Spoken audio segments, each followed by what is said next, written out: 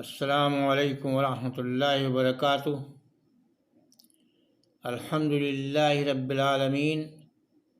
والصلاة والسلام علی رسولہ الامین الی یوم الدین۔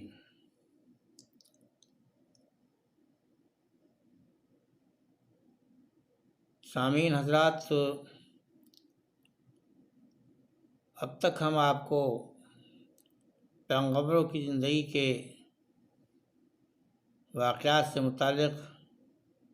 ان پیغمبروں تک محدود تھے جو حضرت ابراہیم علیہ السلام سے پہلے گزرے ہیں۔ آج ہم حضرت ابراہیم علیہ السلام کے تذکرے کی ابتدا کرنے جا رہے ہیں۔ قرآن و سنت کی روشنی میں اور تاریخ کی روشنی میں ہم گفتگو بعد میں کریں گے، لیکن اس پہلی قسم میں اس سلسلے کی ایک منقبت ہے حضرت ابراہیم علیہ السلام کے تعلق سے، وہ آپ کو میں سنانا پسند کروں گا۔ اس منقبت میں بھی حضرت ابراہیم کی سیرت کے کافی پہلو اشاروں میں آ گئے ہیں، اور ایک بڑی شخصیت کا تذکرہ اس منقبت کی صورت میں کر کے میں سمجھتا ہوں کہ مجھے بڑی سعادت حاصل ہوگی، اور اللہ تعالیٰ کے ہاں آپ لوگوں سے یہ گزارش ہے کہ میرے حق میں دعا کریں کہ اللہ تعالیٰ کے ہاں میری یہ منقبت شرف قبولیت حاصل کرے۔ بسم اللہ الرحمن الرحیم۔ ہزار جور و ستم کا جواب ایک سلام۔ یہ قرآن کریم کے اس جملے کی طرف اشارہ ہے جس میں حضرت ابراہیم علیہ السلام نے عراق کو چھوڑتے وقت، وہاں سے ہجرت کرتے وقت اپنے باپ سے اور اپنے قوم کے لوگوں سے سلام کیا تھا، اور وہ ساری مصیبتیں، جو ساری مشکلیں ان کی قوم کی طرف سے حضرت ابراہیم کی طرف آئی تھیں، ان کی شکوے شکایت کے جواب میں، ان سب مشکلوں کے جواب میں صرف ایک سلام، آخری سلام، ہجرت کا سلام، اس علاقے کو چھوڑ دینے کا سلام آپ نے کیا۔ نہ کوئی شکوہ، نہ شکایت، نہ لڑائی، نہ جھگڑا۔ تو اسی واقعے کی طرف جس کا قرآن کریم میں ذکر کیا گیا ہے اس مصرے میں، اور اشارہ ہے ہزار جور و ستم کا جواب ایک سلام، ہر ایک کلام سے افضل پیغمبرانہ کلام۔ حضرت ابراہیم کی زندگی جس انداز سے گزری ہے اور جس طریقے سے آپ نے بحث و مباحثہ اور مجادلہ اللہ کے دشمنوں کے ساتھ کیا ہے، اور جس قسم کے الفاظ اور جس قسم کی انہوں نے دلیلیں دی ہیں، وہ آپ کے بحسین کلام کی طرف اشارہ کرتی ہیں۔ اور کیوں نہ کریں کہ آپ اللہ کی طرف سے بنائے گئے، دیے گئے اور ایک مقام پر پہنچائے گئے پیغمبر سے، تو ان کے کلام میں یہ صفت تو ہونی ہی چاہیے تھی۔ خدا کے دوست کی ہجرت، رہے خدا میں مدام، حنیف دین و ابینا یسمی بالاسلام۔ حضرت ابراہیم کی یہ صفت بھی رہی ہے تمام پیغمبروں کے مقابلے میں کہ ان کی پوری زندگی ہجرت میں گزری ہے۔ عراق سے گزرے تو شام پہنچے، شام سے بڑھ کر مصر پہنچے، مصر سے پھر فلسطین میں بھی ٹھکانہ آپ نے تلاش کیا، اور پھر حضرت اسماعیل کو لے کر مکہ میں پہنچے، وہاں ان کو آباد کیا۔ اس کے بعد آپ کا مستقل کوئی ٹھکانہ ایسا نہیں رہا جس میں آپ آرام سے اور زندگی گزارنے کے لیے کہیں ٹھہریں۔ جہاں جہاں آپ کے تعلقات قائم ہوئے وہاں وہاں انہوں نے آپ نے جا کر کے اللہ کے دین کی خدمت کا بیڑا اٹھایا، اور پوری زندگی ان کی ہجرت میں گزر گئی۔ تو اسی کی طرف اشارہ ہے خدا کے دوست کی ہجرت، رہے خدا میں مدام، حنیف دین و ابینا یسمی بالاسلام۔ یہ حنفیت کا جو خطاب اللہ تبارک و تعالیٰ نے حضرت ابراہیم کو دیا، یکسوئی جس کو کہتے ہیں، حنیف کا مطلب یکسو ہو جانا، تو حنیف دین و ابینا، اور یہ دین بھی دین حنیف ہے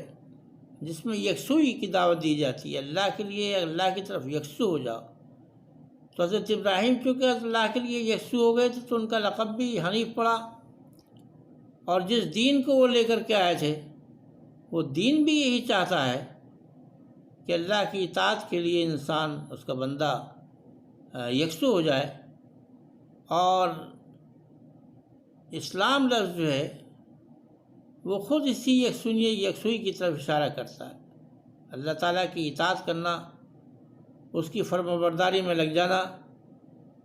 لغوی اعتبار سے اس لفظ کے یہی معنی ہیں، پوری طریقے سے کسی کی اطاعت کرنے لگنا، یہ اصل میں اسلام کے لغوی معنی ہیں۔ تو حضرت ابراہیم اپنی ذات سے بھی حنیف تھے، اس دین کو جو انہوں نے پیش کیا وہ دین بھی حنیف تھا، اور خود اس دین کا نام ہی اسلام رکھا گیا اللہ تعالیٰ کی طرف سے، کیونکہ اسلام خود لفظ اسلام میں حنفیت کا اظہار ہوتا ہے۔ فراز کوہ ازل سے تھا منتظر جس کا،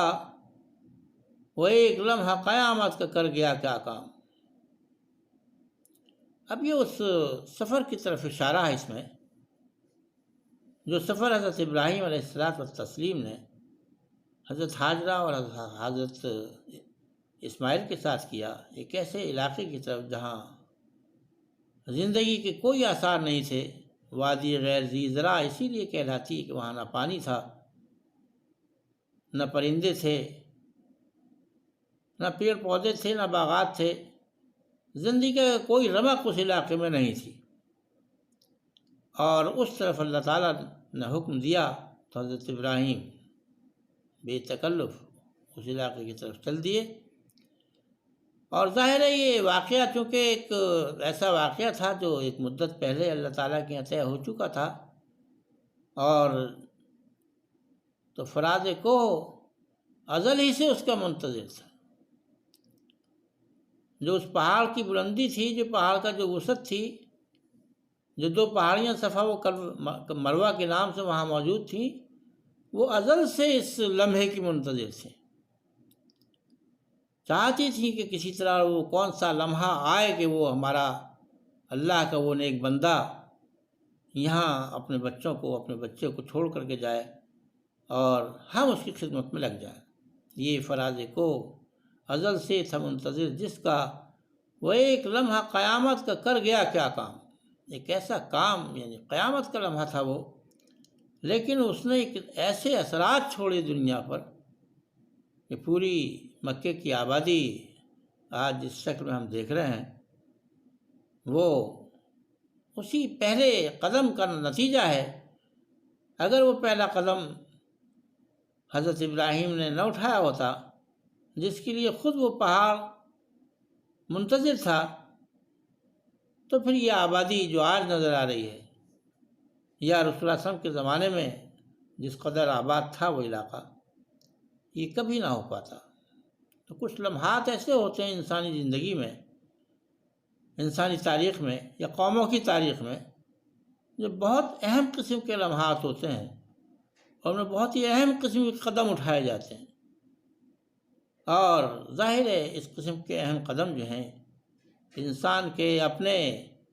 ذہن کی اپج کے نتیجے میں نہیں پیدا ہوتے، یہ اللہ تعالیٰ ہی کا کام ہے کہ وہ اپنی منصوبہ بندی کرتا ہے اور ایسے مواقع پہ ایسے کام کرا دیتا ہے اپنے ہی بندوں سے کہ وہ مثال بن جاتے ہیں۔ اور ظاہر ہے یہ کارنامہ حضرت ابراہیم کے ذریعے سے ہونا تھا،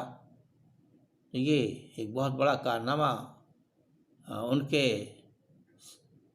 اس کا صحرا ان کے سر بندھا، اور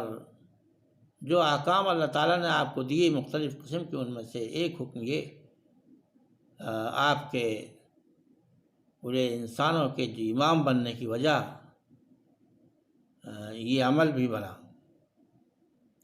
پھر اسی کی تفصیل یہاں بیان کی گئی ہے، نہ زاد راہ نہ سایہ نہ ہم نفس کوئی، خاموش وادی پہ گنبد بس ایک نیلی فام۔ تصور کیجیے اس وقت کو کہ دور دراز تک کوئی بھی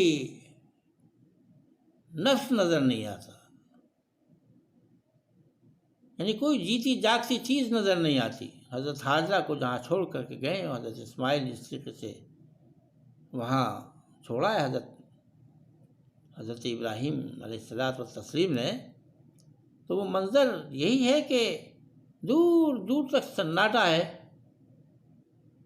کوئی نفس وہاں موجود نہیں ہے، کوئی سانس لینے والی ہستی وہاں کوئی موجود نہیں ہے، نہ کیڑے ہیں نہ مکوڑے ہیں نہ پرندے ہیں، نہ انسانوں کی ذات ہے نہ پودے ہیں، کوئی بھی چیز ایسی نہیں ہے جس کو دیکھ کر کے انسان کسی حد تک مطمئن سا ہو کہ شاید یہاں کچھ آبادی ہوگی۔ دور دور تک کھلا ہوا علاقہ، بس ایک نیلی فام گنبد، یعنی آسمان کی گنبد حضرت حاجرہ کے سر پر اور حضرت اسماعیل کے سر پر۔ تو یہ صورتحال تھی، جس صورتحال میں اللہ کے حکم کے مطابق حضرت ابراہیم حضرت حاجرہ کو چھوڑ کر کے گئے۔ سعید روح توکل کی جب مثال بنی تو ایک شہر ہوا مرجے خواص و عوام۔ اب یہ سعید روحیں تھیں، حضرت ابراہیم سعید روح، حضرت حاجرہ سعید روح، اور حضرت اسماعیل تو تھے ہی معصوم۔ تو جب یہ قربانی ان لوگوں نے پیش کی اور بڑے مقام اور مرتبے کا کام جب انہوں نے کیا، مثالی قسم کا کام کیا، اللہ پر توکل زبردست قسم کا انہوں نے کیا، تب کہیں جا کر کے یہ شہر آباد ہوا، تب کہیں جا کر کے ایک ایسی آبادی وجود میں آئی جو خواص و عوام کا مرجع بنے۔ تو مکے کی آبادی کے پیچھے دو شخصیتوں کی قربانی خاص ہے، ایک حضرت ابراہیم علیہ الصلوۃ والتسلیم اور دوسرے حضرت حاجرہ۔ یہ بات ذہن میں رہنی چاہیے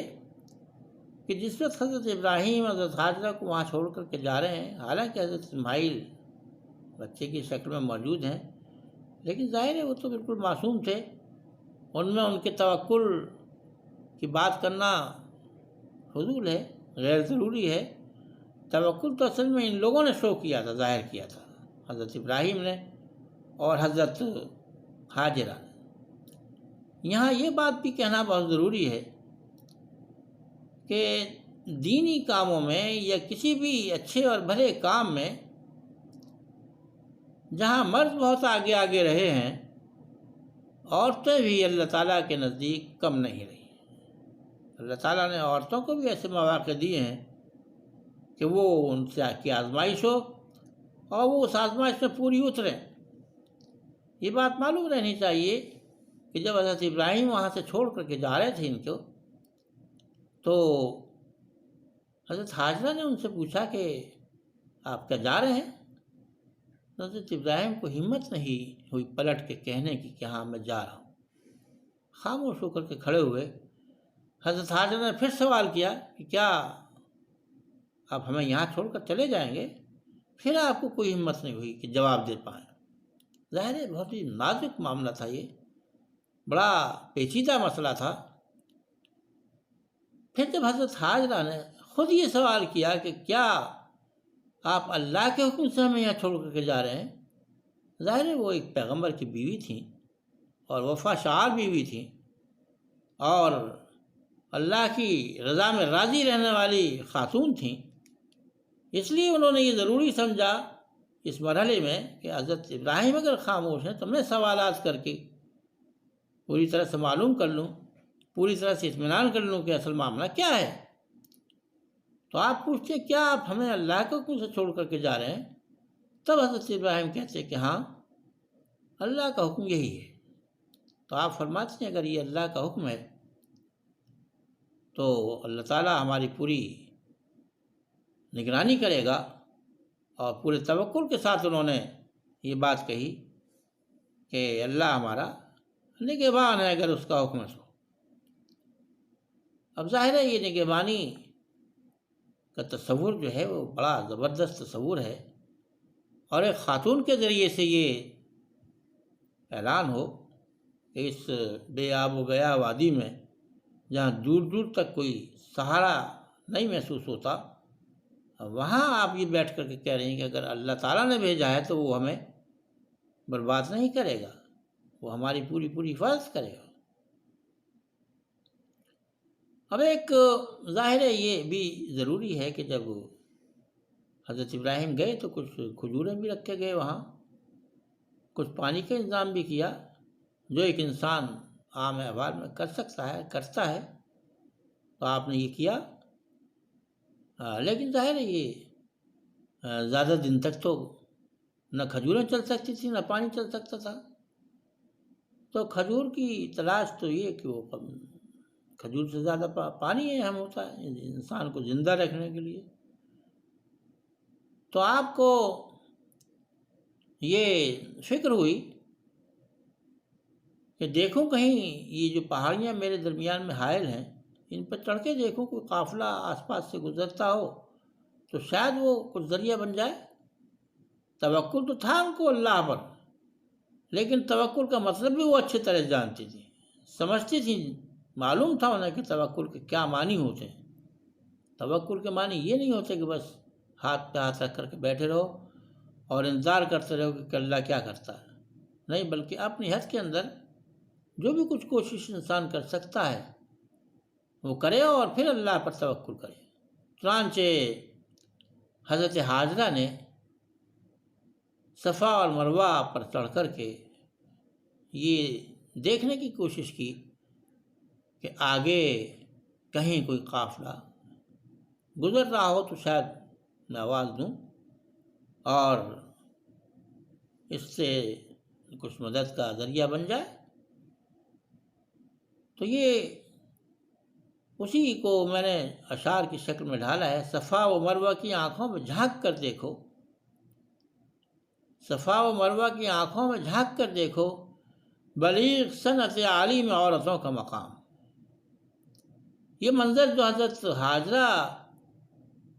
کا دیکھا ہوگا تو صفا و مروہ کے علاوہ کوئی اور گواہ نہیں ہے اس کا، یا تو اللہ تعالیٰ گواہ یا یہ صفا و مروہ گواہ، وہی دیکھ رہے تھیں، انہی کو معلوم تھا صفا و مروہ کو کہ یہ خاتون اپنی طرف سے کس قدر مطمئن بھی ہے اور کس قدر اطمینان کے ساتھ اپنے کام کو کر رہی ہے، ہوش و حواس بالکل اس کے درست ہیں۔ تو یہ صفا و مروہ کی آنکھوں میں اگر ہم جھانک کر کے دیکھیں جب ہم وہاں صحیح کر رہے ہوں، حالانکہ صفا و مروہ کی اب وہ حالت نہیں ہے جو حضرت حاجرہ کے زمانے میں تھی، اب تو اللہ تعالیٰ کے کرم سے بڑے آرام دہ یہ سفر ہو گیا صحیح کا، لیکن حضرت حاجرہ کے لیے تو یہ تو بڑا پریشان کن مسئلہ تھا کہ ایک پہاڑی پہ چڑھنا اور پھر اس سے اتر کر کے دوسری پہاڑی پہ جانا، اور دونوں طرف سے نظر ڈال کے دیکھنا کہ کوئی گزر تو نہیں رہا ہے یہاں سے قافلہ۔ تو یہ حضرت حاجرہ کی جو وہ صفت تھی، اللہ تعالیٰ نے جو صنعت عالی بنائی تھی حضرت حاجرہ کی شکل میں، اس کی حقیقت تو صفا و مروہ ہی جان سکتی ہیں۔ پھر اس کے بعد خود اپنی جان کو دینے میں مطمئن دونوں، یہ کس مقام پہ سمٹی خدا کی رحمت عام۔ اب یہ ذبح کے طرف اشارہ ہے۔ حضرت اسماعیل کا ایک لقب ذبیح اللہ ہے۔ اللہ تعالیٰ کے حکم سے، اللہ تعالیٰ کے اشارے پر حضرت ابراہیم اپنی جان یعنی اپنے بیٹے کو قربان کرنے کے تیار ہو گئے، اور اسی اشارے پر حضرت اسماعیل خود اپنی جان دینے کے لیے تیار ہو گئے اللہ تعالیٰ کے حضور، اپنی جان کا نذرانہ پیش کرنے کے لیے دونوں کے دونوں تیار ہو گئے۔ حضرت ابراہیم اپنی جان یعنی اپنے بیٹے کو اللہ کی راہ میں قربان کرنے کے لیے تیار ہو گئے اور اس پر مطمئن تھے، اور حضرت اسماعیل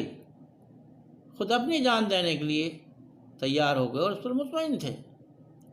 یہ کس مقام پہ سمٹی خدا کی رحمت عام۔ یہ ایک بڑی رحمت کا معاملہ ہے اللہ تعالیٰ کا، کہ اللہ تعالیٰ اپنے کسی بندے کو وہ جذبہ عطا کر دے، وہ قوت فیصلہ عطا کر دے کہ اپنی جان دینے کے لیے تیار ہو جائے وہ، اور اسے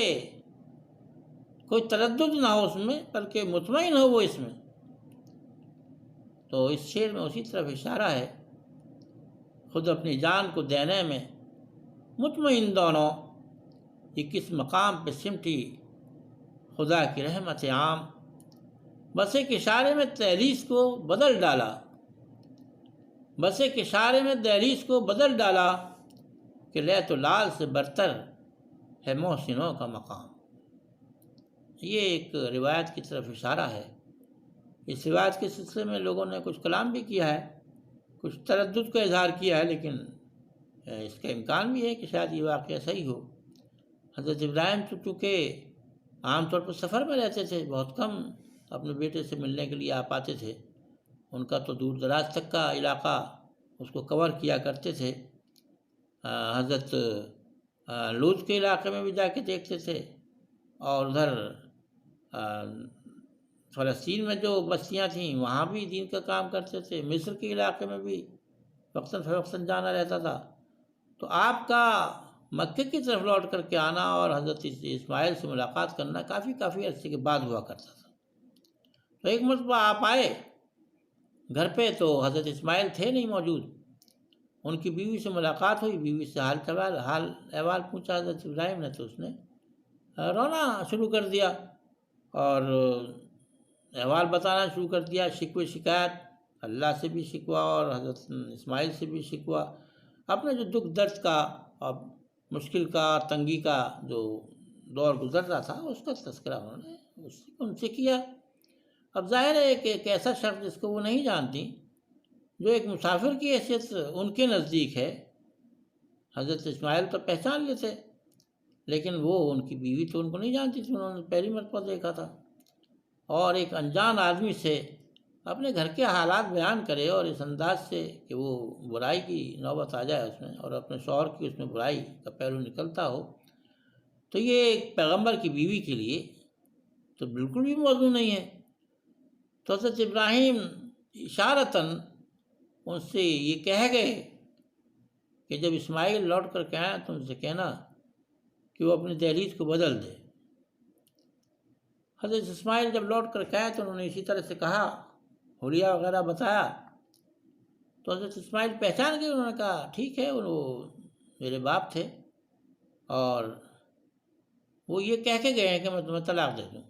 دوسری شادی کر لوں۔ تو یہ روایت کی سطح درست ہے، بہرحال یہ کہ ایک مشہور روایت ہے، اسی کا فائدہ اٹھاتے ہوئے یہ شعر کہا گیا ہے کہ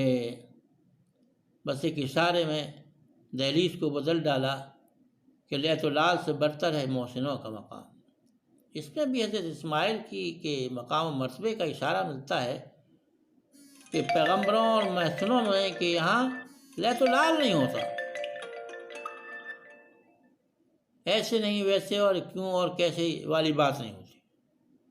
باپ نے حکم دیا، جو پیغمبر تھا اپنے وقت کا، اس نے حکم دیا، وہ حکم سمجھ میں آیا ہو یا نہ آیا ہو کہ بھائی کیا حکم واقعی میں اس کی کیا حقیقت ہے اور اس کے کیا فائدہ ہے،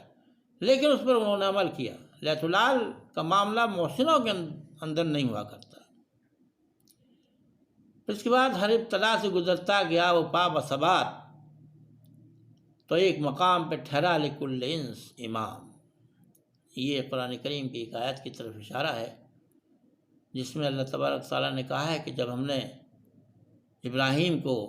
اپنے کچھ کلمات سے آزمایا اور وہ آزمائش میں پورا اترا تو ہم نے اس کو تمام انسانوں کے لیے امام بنا دیا۔ وَإِذِ ابْتَلَىٰ إِبْرَاهِيمَ رَبُّهُ بِكَلِمَاتٍ فَأَتَمَّهُنَّ، جب یہ انہوں نے کلمات کو پورا کر دیا تو قُلْنَا إِنِّي جَاعِلُكَ لِلنَّاسِ إِمَامًا، ہم نے کہہ دیا کہ میں تمہیں تمام انسانوں کا امام بناتا ہوں۔ اور ان کی امامت کا احوال جو ہے جانتے ہیں ہم، ایک بہت بڑی دنیا کی آبادی، مسلمان، یہودی، عیسائی، یہ سب حضرت ابراہیم کو تسلیم کرتے ہیں، ان کی وقت کرتے ہیں، ان کے مقام مرتبے کو پہچانتے ہیں، سمجھتے ہیں، بیان بھی کرتے ہیں۔ تو یہ اس طریقے سے حضرت ابراہیم